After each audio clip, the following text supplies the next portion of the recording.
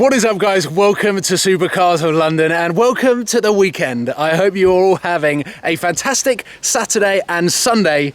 And let me introduce to you my Nardo Grey Lamborghini LP640 Murcielago under such autonomous colours because today the weather is perfect for, I wouldn't like to say it's a first drive because I've definitely driven this car, but it is my first proper drive since it has been wrapped and since the Brooke Race Exhaust has been installed. I collected it from SB 48 hours ago and I tried to film a video yesterday and got caught in the most torrential downpour I think I've ever driven in, and I was doing it in that, which was incredibly nerve-wracking and also kind of dangerous. But today, as I said, the weather is perfect, so we're going to get some GoPros linked up to the car. I'm going to introduce to you my Lamborghini and we're going to talk a little bit about that example, but we're also going to be talking about the Murcielago in general. Hopefully by the end of this video we will have a good foundation of knowledge on that car. You guys can understand it a little bit better, get some information on it and find out why it is so special to me. So I think let's start this beast up, give it some revs, seeing as it is completely quiet here, and then get going on some country roads.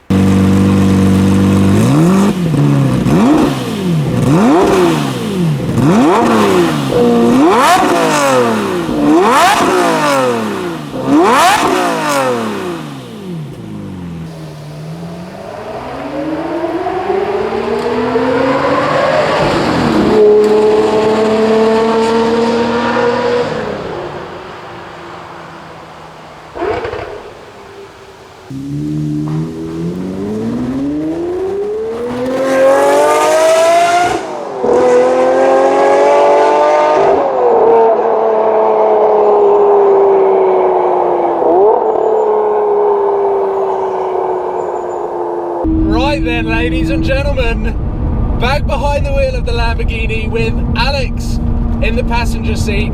Today, whoa, it's been a long time coming. Very long time. This is your first time in one of these cars? Yep.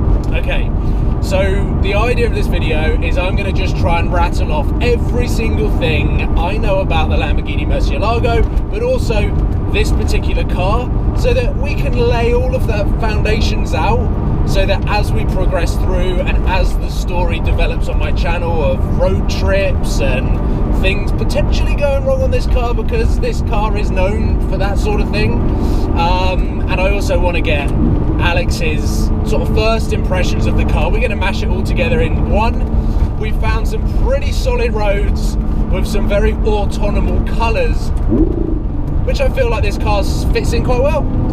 So well. Blends into the tarmac, and we've got a little bit of yellow to match some of the trees. So I think the only way to start is, where was the Lamborghini Murcielago born? It was born in Italy, of course, and it was the successor to the Lamborghini Diablo. Now, probably both about a generation too early for us, would you say? Ish. Like I when I was growing up, racing games had Lamborghini Diablos just before the Murcielago. I'm thinking the likes of Need for Speed, like the early Need for Speed. Need for Speed Hot Pursuit, yes. The first one. So the Murcielago still used the 6.2 litre V12 engine block that was taken out of the Diablo, which is why LP640 owners are a little bit snobby about the 6.2 Mercy, because they're like, oh, it's just a Diablo. Okay. Because this was the generation on from the first original Murcielago. Now, to put into context how rare these cars are in comparison to cars that you see today that are on the production line, between 2001 and 2010, including the LP670 SVs, they built 4,000 Murcielagos. Is that it? 4,000, which equates to, I believe I've done the calculations correctly, 8 a week. Whereas they built 1,000 Aventadors in 15 months. So they're on track to double Aventador production in comparison to Murcielagos.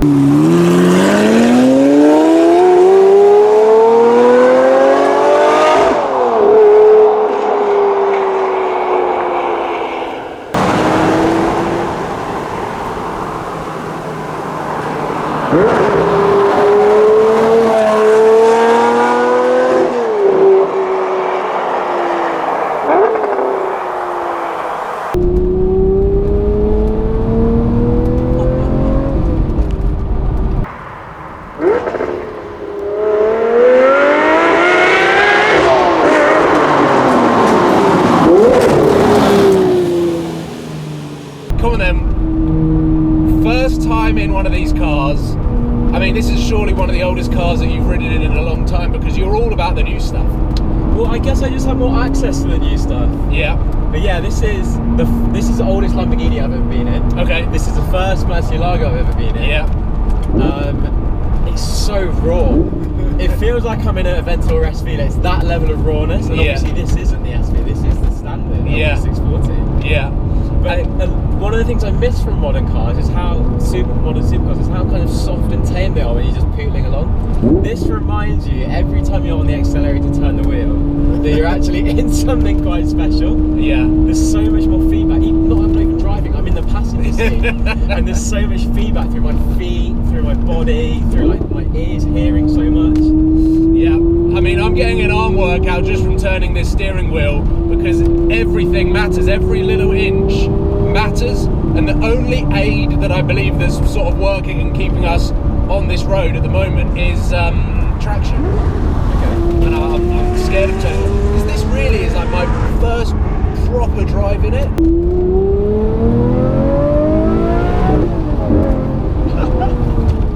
And that's like 60% throttle.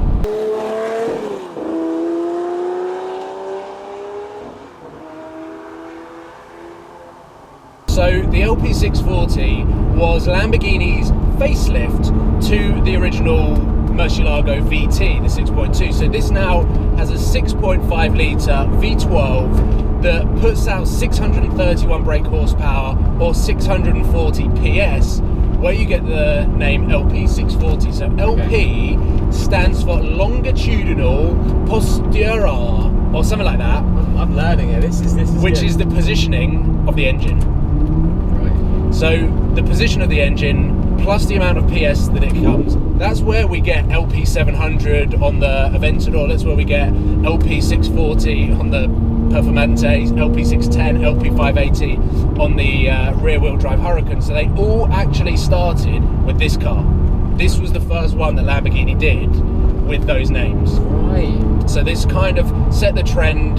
It was Lamborghini's last hurrah with the Bizzarini V12. It was the last hurrah before Audi really started to take over, because the Aventador and the Huracan and everything on, even the Gallardo was more Audi involved than the Murcielago. The Murcielago being a 2001 car, at least 80-90% of the car when it came to the production line and the end of it was Lamborghini.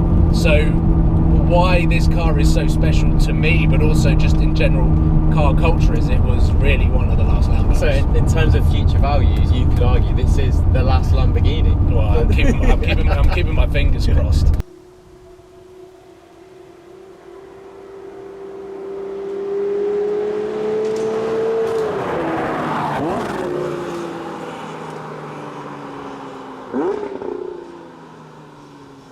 This has got upgraded suspension from the standard Murcielago. It has got a sort of recalibrated, re-engineered e-gear system, making it a little bit sharper, a little bit more responsive. We always drive it in Corsa mode because you get faster and sharper gear shifts. So if I was to build revs now, it just sounds so good, but they're faster, which is what we want.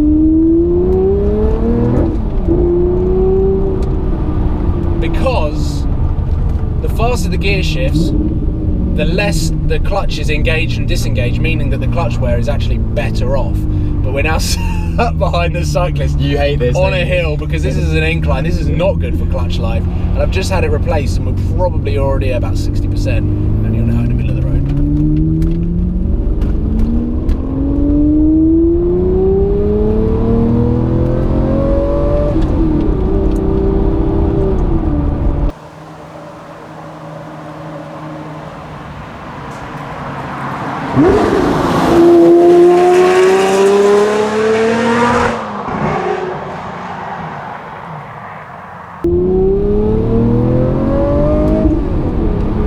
That was to 5,500 RPM. Like, it just revs and revs and revs, and the gear ratios are so long that I could sit at 65, 70 miles an hour first gear.